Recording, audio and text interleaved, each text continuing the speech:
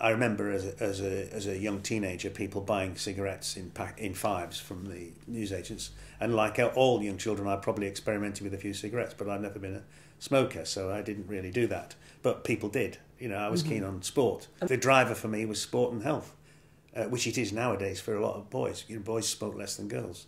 And that's the driver. They're more interested in sport. They're more likely to play sport. They're physically fitter than girls. So you had a positive focus rather than being attracted to. Yes, I mean that's part of it, isn't it? That you're doing things. You're climbing mountains. You're out. You're physically doing things. Drugs is sitting in and I mean, pot isn't called dope for nothing.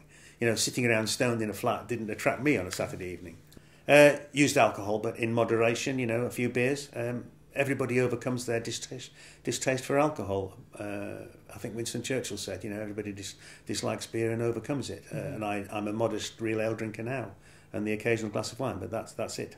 Well, my father was very, although he died early in my life, he died when I was 12, but certainly very keen on physical fitness, a mountain climber, walker, cyclist, and that's what I've done all those things. So they drive your attitude to life, really. I was a child of the 60s, so, I mean, drugs were all around me when I was growing up. I never used drugs, and I didn't have any friends that used drugs. Well, they were around everywhere in the 60s. Cannabis was around, but I didn't go to university. Well, I knew people who took cannabis, but they weren't my friends, but it was evident. And there was some, I mean, you were conscious in the newspapers that you know, flower power of that generation started using cannabis. A lot of the drugs use in the 60s was driven by people going to university and getting away from home and parental restrictions, as it is now, but it starts earlier now. But in the 60s, that was where drugs were.